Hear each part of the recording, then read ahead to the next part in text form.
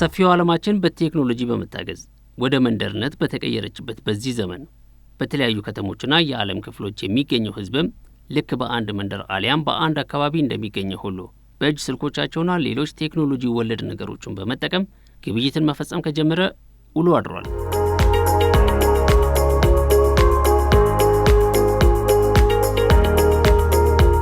የዛሬን ያድርገውና አባት አያቶቻችን እንኳን ቴክኖሎጂ ቃሉን ባልተፈጠረበት በነዛ ዘመናት ግብይትን ለመፈጸም በብዙ ድካምና ውጣ ውረዶች ውስጥ ታልፎ ስለመሆኑ የታሪክ ድርሳናት ሕያው ምስክራኖች ናቸው።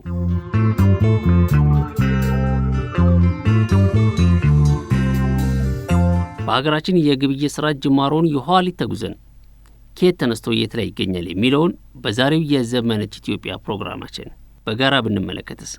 ታሪካዊ ዳራ ወደ ኋላ ስንሄድ ስርዓተ ማህበር ማየት አስፈላጊ ይመስለኛል። እኔ ሶሻል ዲቪዥን ኦፍ ሌበር ማህበራዊ የስራ ክፍፍሉ አንዳንዱ ስጋ ያመጣል፣ እንስሳትን አድን ነው። ሌላው ደግሞ ፍራፍሬን ያመጣል። ቡናም በኋላ ነው ያመጣው። እንግዲህ በዚህ መሰረት አንዱ ያለ ለሌላው መቃየር ጀመረ። ያ ነው ልውውጡ። በኢኮኖሚክስ በሳይንቲፊክ ተርም ባርተር ይባላል። ኤክስቼንጅ ኦፍ ኮሞዲቲ ፎር አናዘር ኮሞዲቲ የሚባል። ምክንያቱም አንድ ሰው ሁሉንም ማግኘት አይችልም በምድር ላይ። አንደኛ አይችልም፣ አቂሙም ደካማ ነው። ሁለተኛ የሚበቅሉበት ወይም እንስሳቱ የሚገኙበት ስነ ምህዳሩ አግሮ ኢኮሎጂው ይለያያል። ለምሳሌ ጎንደር ገብስ ከሆነ ሐረርጌ ደግሞ ማሽላ ሊሆን ይችላል። ከፋ ወይም ጅማ ቡና ከሆነ አዲስ አበባ ደግሞ ወይም አዳማ ጤፍ ሊሆን ይችላል። ትግራይ ያን ጊዜ አሞሌ ጨው የሚባል ነገር ነበር። እንደም ኢትዮጵያ ውስጥ እንደ መገበያያ ሆኖ ገንዘብ ከመፈጠሩ በፊት እንደዛ ሲገለገሉበት ነበር። ብር የተፈጠረ በኋላ ነው ማርትሬዛ የሚሉት ሽሊንግ የሚሉት ዶላር የሚሉት በኋላ የመጣና ወደ ጠገራ ወይም ብር ከመሸጋገሩ በፊት የካም በቃ እየተላወጠ በኋላ ብር የሚባለው ወረቀት መጣ። አክሱማውያን ናቸው ገንዘብ መጀመሪያ ኮይን ያደረጉትና በደንብ መጠቀም የተጀመረው። የመጀመሪያው ክፍለ ዘመን ሁለተኛው ክፍለ ዘመን ላይ ገንዘብ ነበረ መገበያያ ሆኖ የሚሰራ። ለምንድነው? ያ ወቅት ከሌላው ዓለም ጋር ግንኙነት ነበረ። ቻይና ይነግዳሉ፣ ህንድ፣ አውሮፓ፣ መካከለኛው ምስራቅ እነዛ በጣም የሰለጠኑ ሀገሮች መስመራቸውኛ ሀብነን መሃል ላይ ያለ ነው በእኛ ነው የሚተላለፉት እና ያንን በማየት አብሮ በመጓዝ አንዳንድ ቦታዎችን በማየት ንብረቶችን በማቅረብ እንግዲህ ከፍተኛ ንግድ ነበር። የዛን ጊዜ የባህር ላይ ንግድ በጣም ከፍተኛ የነበረበት ዘመን ነበር። እንዳቅሙ ካሁኑ ጋር አይወዳደርም። ያላቸውን ያቀርባሉ፣ የሌላቸውን ይወስዳሉ። በዚህ መካከል ገንዘብ ያያሉ። ስለዚህ እኛስ የሚል ጥያቄ ያመጣሉ። አተሙ ከብረት ወርቅ፣ ሲልቨር የመሳሰለውን ነገር ሰርተው መገበያየት ጀመሩ። ወረቀት ሳይሆን ብረት። ይሄ በኋላ ጠፋና የሚታወቀው 18ኛውና 19ኛው ክፍለ ዘመን ላይ ባርተር ተጀመረ። ባርተር ማለት ተጀመረ ምንለው አወቅን ለማለት ነው እንጂ እሱ በባርተር ነው የተኖረው። ባርተር ማለት ንብረትን በንብረት መለወጥ ነው። ኢትዮጵያ ምናልባት ግብይትን ከጀመሩት ቀደምት ሀገራት መካከል ምክንያቱም ያው ክሌም የምናደርገው ከ3000 ዘመን በላይ ዘመን ያላት ቀደምት ሀገር ከመሆኗ ጋር ተያይዞ ሀገራችን ኢትዮጵያ በግብይት ረዘም ያለ ታሪክ ያላት ሀገር ነች።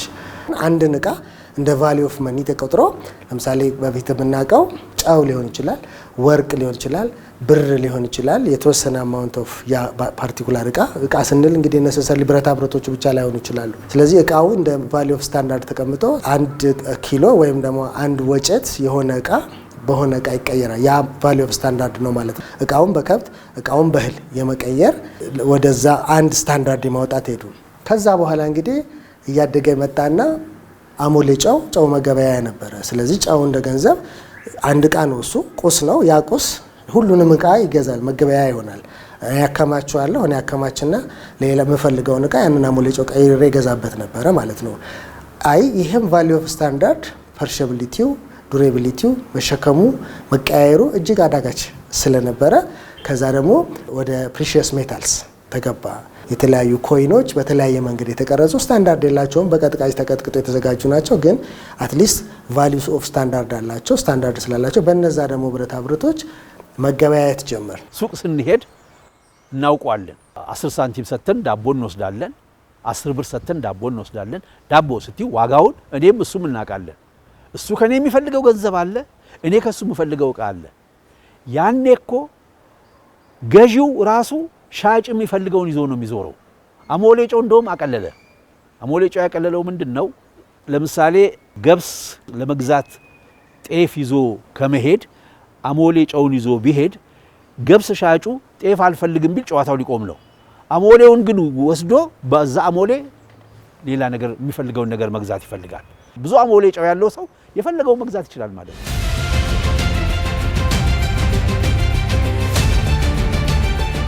ቀደም ባሉ ዘመናት ሀገራት እንደየአካባቢያቸው ነባራዊ ሁኔታ የራሳቸው የሆነ የመገበያያ ገንዘብን በማተምና ሌሎች አማራጮቹንም በመጠቀም ሲገበያዩ ቆይቷል።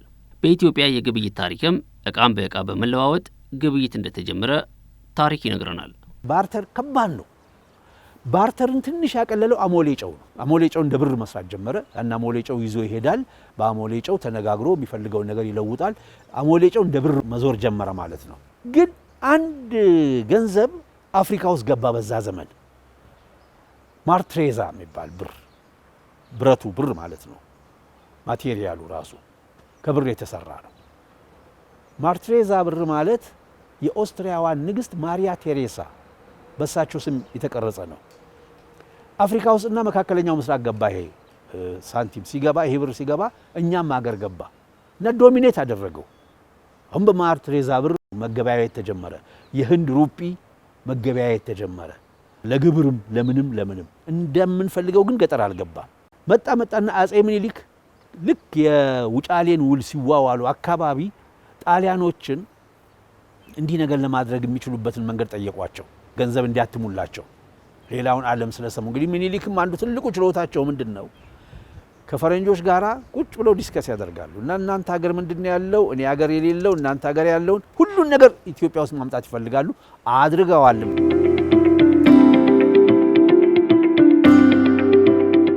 ጣሊያንን አነጋገሩ። ጣሊያኖች ተስማሙ። ስራው ሊጀመር ሲል የጣሊያን ፍላጎት ሌላ ሆነና የአድዋ ጦርነት ተጀመረ። እዛ ላይ ከሸፈ ፕሮግራሙ። ልክ የአድዋው ጦርነት እንዳሸነፉ አጼ ምኒልክ ፈረንሳይን አትራክት አደረጉ በሁለት ምክንያት። አንዱ ባቡር ሀዲዱን እንዲጀምር፣ ከዛ በፊት ተሞክሮ ነበረ ከፈረንሳይ ጋር። ፈረንሳይ ደግሞ ጣሊያን ኢትዮጵያን መያዟ ካልቀረ ሀዲዱን እንሰራዋለን፣ ግን ከማን ጋር ተነጋግረን? ከጣሊያን ጋር። ጣሊያን ከጨዋታ ውጭ ወጣች አድዋ ላይ። ከጨዋታ ውጭ ስትወጣ ፈረንሳይን አነጋገሩ። ያን የተነጋገሩን አሁን ሰራላችሁ አሰሩ። እንሰራለን። አንድ ከጣሊያን ጋር የተነጋገሩትን ይሄ ገንዘብ የማተም ነገር አሁን ሰሩልኝ ያላችሁ አሰሩ። እንሰራለን። ተስማሙ። ፈረንሳዮች ፓሪስ ላይ ሳንቲም ታተመ።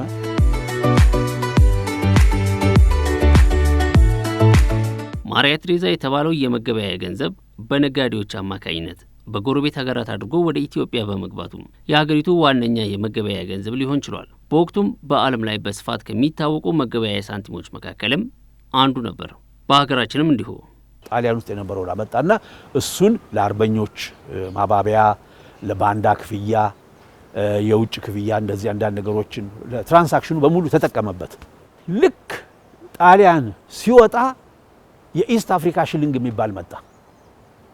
የኢስት አፍሪካ ሽልንግ ሲገባ የኢትዮጵያ ብር አንዱ ብር በ2 ሽልንግ ሂሳብ ተሰራ። ይሄ ማለት 2 ሽልንግ 1 ብር ይሆናል ማለት ነው። 250 ሳንቲም 1 ብር እንደሆነው ማለት ነው። እያደግን መጣንና ወደ ኮይን ወደ ምናለው ሳንቲም ስታንዳርድ ያለው የሳንቲም 1 ሳንቲም 2 ሳንቲም 3 ሳንቲም 10 ሳንቲም እያለን ቫልዩ ኦፍ መኒ መጣ ማለት ነው። 1 ሳንቲም ከሆነ 1 ሳንቲም ነው። 2 ሳንቲም 1 በግ ከሆነ በ2 ሳንቲም በግ ይገዛል ማለት ነው። በኮይን የመገበያየቱ ነገር አስቸጋሪ ሲሆን ፊያት መኒ የምንለው ካሽ የምንለው አደገና መጣ ማለት ነው። ከዛ ደግሞ በብሩ ተቀርጾ ፕሪንት ተደርጎ ሴኩር በሆነ መንገድ በዛ በገንዘብ መገበያየት መጣ። ይሄ እንግዲህ ከ1700 ወይም ደግሞ ከ1600 በኋላ በገንዘብ የመገበያየቱ ጅማሮ ነበረ። ከዛ በኋላ ግን የነበረው የግብይት ሁኔታ እጅግ ፈጣን ነው። የአሞሌ ጨው በ20ኛው መቶ ክፍለ ዘመን መገበያየነቱ ዶላርና ብር በሚባሉ ገንዘቦች እስኪተካ ድረስ በመላው ኢትዮጵያ ለመገበያየነትም አገልግሏል።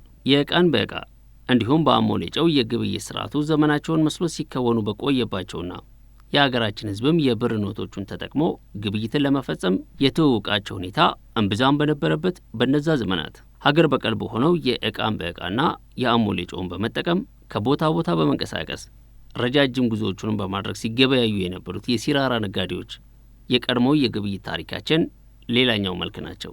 የሲራራ ነጋዴዎችንም ሌሎችም የንግድ ባርተር ሲስተም ከተጀመረ ጀምሮ ኢቭን የሀገራችን ውቅር ሀገራችን የተሰራችበት መንገድ በቀጥታ ከንግድ ጋር የተገናኘ ነው።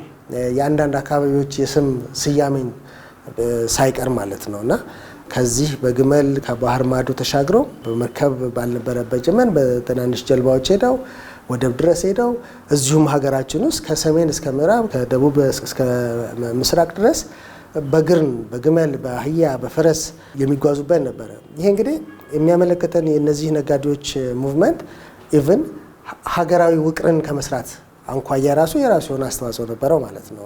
ምክንያቱም ብዙ በርካታ ሰዎች ለብዙ ቀናት ነው የሚጓዙት። አንድ ቦታ ሴትል ያደርጋሉ።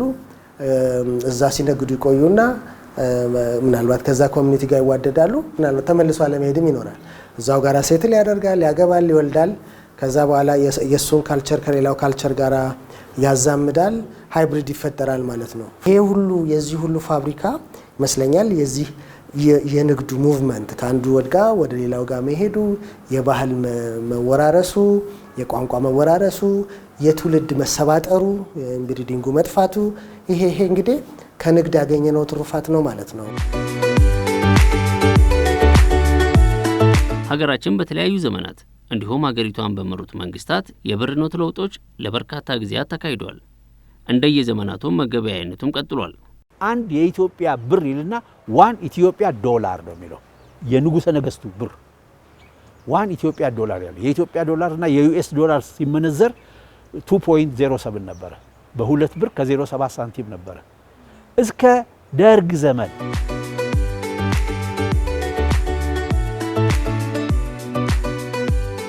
ከትግራይ ወደ ባድሜ ወደ ኤርትራ ወደ ጎንደር ከሸዋ ደግሞ ወደ ሌላ ከሐረር ደግሞ ወደ ጅቡቲ ከሐረር ወደ አዲስ አበባ እንደዛ አይነት ልውጦች ነበሩ። ልውጦች ሲኖሩ 6 ወር የሚጓዙበት ነበረ። በዚህ አይነት አሲሚሌሽንም የመጋባትም ልጅ የመውለድም አጋጣሚ ነበር። ነጋዴዎቹ ከአንዱ ቦታ ወደ አንድ ቦታ ተፈጥሮ ያፈራውን ዕቃ ይዞ የመለዋወጥና የመጓጓዝ ነበር በመላ ሀገሪቷ እና የአሲሚሌሽኑን የመጋባቱን ሁኔታዎችን የመታወቁን ብዙ እድል ፈጥሯል። አሻራው አይጠፋም እኮ ትልልቅ ከተሞች ላይ ገበያ ብንወጣ የባርተር ሲስተም በደንብ አለ። በየሰፈሮቻችንም ልዋጭ እያሉ እንግዲህ እቃ በቃ ባይቀይሩም ሳፋ ጀሪካን በሸሚዝ ሊቀይሩ ይችላል። ስለዚህ ሴም ባርተር ሲስተም አሁንም አለ ማለት ነው። አክቹዋሊ ቫሊዩ አድ አድርጎ ማለት ነው። አሁን ቫሊዩ ስታንዳርድ አለው በእርግጥ ምክንያቱም ሞኔታይዝ ይደረጋል ብሩ ስላለ ማለት ነው። ይህንን ሸሚዝ በወስደውና በሸጣው ይህን ያህል ነው፣ ሳፋውን በሰጣት ይህን ያህል ነው። ስለዚህ እዚህ ጋር የትርፍና የኪሳራ ስሌት አለበት። የዚህኛው ባርተር ትንሽ የዘመነ ባርተር ካጠርሙስ ያለው ቁራኔ አሮጌ ጫማ ያለው ቁራኔ። አንዳንድ የሆኑ ኮሜዲዎች ትዝ ይሉኛል። በልዋጭ ምክንያት ባልና ሚስት ሲጋጩ እንደዚህ ሸሚዜን የታደረግሽው ምናምን ነገር ብለ አይ እንግዲህ አልገዛ ብለኛል ለቀየርኩት አይነት። ይሄኛው ጥሩ ነገሩ ሞኔታይዝድ መሆኑ ካልሆነ ያው ባርተር ሲስተሙ ሰው ቢዝነስ የሰራበት ነው ማለት ነው።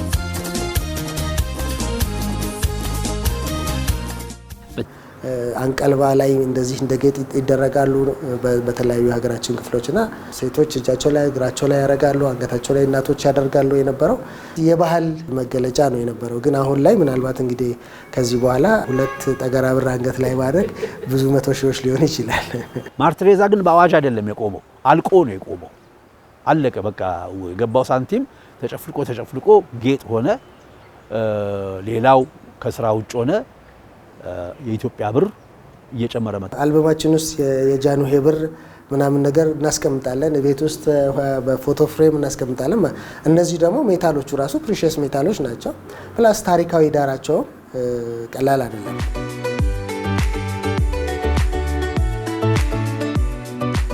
ከዛም ደግሞ ያንን ኤንሸንት የሆነ ነገር ይዞ መገኘትን በራሱ ደግሞ አንድ ሀብት ነው። ፕሪቪሌጅድ መሆን ነው ያንን ሀብት ማግኘቱ በራሱና አሁን ሾርቴጁ እየመጣ ችግር እየመጣ ምናልባትም ወደፊት በብዙ ውድ ዋጋ የምንገዛቸው ጉዳዮች ሊሆኑ ይችላሉ።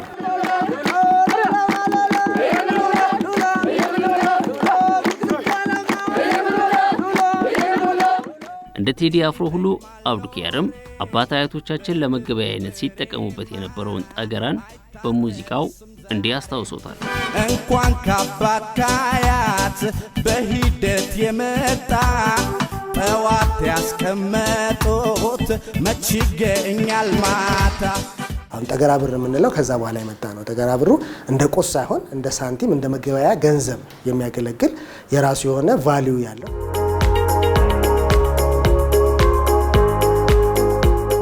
የዩኤን አባል መሆናችንና ኢንተርናሽናላይዜሽን ዩኒቨርሳል መኒ ሲመጣ የግድያን ኤክስቼንጅ የምናደርግበት ከአሞሌ ጨው ከሌላ እቃን በእቃ ከመቀያየርና ከመሳሰሉት ትተን ወደዚህ ሲንመጣ የግድ በብር መገበያይ ነው እና ያኔ የዩኤን አባል መሆናችንና ዶላር በዓለም ላይ በመግነኑ ምክንያት እያንዳንዱ ሀገር የራሱ የሆነ ካረንሲ ሽርፍራፊ ሳንቲምና የወረቀት ገንዘብ እንዲኖረው አደረገ። ሌሎች የመገበያያ ነገሮች መጡ። የኢትዮጵያ ብርም ሌላውን እየተካ ባርተሪን ወይም ደግሞ እቃን በእቃ የመገበያየት ወደ ብር ከብርም ደግሞ ከሳንቲም ወደ ወረቀት ይቀላል ለመሸከም። እንግዲህ በፊቱ አጠራር ምንድነው? 5 ሳንቲም ስም አላት፣ ድንቡሎ የሚባል ስም አላት። እንደገና 2 ፍራንክ ትባላለች። 2 ፍራንክም 5 ሳንቲምም ድንቡሎም የዛች ሳንቲም ስም ነው። 10 ሳንቲም አለ፣ ዶልቺ ይባላል። 4 ፍራንክም ይባላል። 25 ሳንቲም አለ፣ ስሙኒ ይባላል። ችርችፍ ያለው ነው። እሱ መጀመሪያ ትንሽ አስቸግሮ ነበር። በኋላ ችርችፍ እንዲሆን የተደረገው ለአገበያየት አላመች ስላለ ነው። እና 10 ሳንቲም ክርክር አላት። በጥርስሽ ቼክ ታረጋታለሽ። ስሙኒዋንም በጥርስሽ ቼክ ታረጋት ወጣ ገባላት ስሙኒዋ። በዚህ ነበር ልጆች ሆነን የምናውቃቸው እነዛ ሳንቲሞች።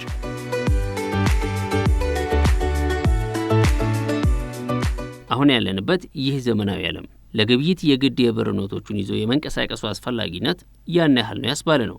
ያለነው የዲጂታሉ ዓለም ላይ እንደመሆኑ መጠንም ከእቃም በእቃ እስከ አሞሌ ጨው እንዲሁም ማርትሬዛና በሌሎች የግብይት ስርዓቶቹንም ስንገበያይ ቆይተን አሁን ዲጂታል ግብይት በተራው ገበያውን እየተቆጣጠረ ግብይቱንም እያሳለጠ ያለበት ዘመን ላይ ደርሰናል። ፔፐር መኒ የሚሰራው አሁን በጣም ለጥቃቅንና ሩትን ለሆኑ የትራንዛክሽኖች ወይ ግብይቶች ካልሆነ አስተቀረ በኮርፖሬት ደረጃ በንግድ ደረጃ የሚደረጉ ግብይቶች አሁን ከኦልሞስት ካሽለስ ሆኗል። ዓለም ነገሮቹ በጣም ዘምነዋል። እኛ ጋር ግን ብዙ ይቀረናል።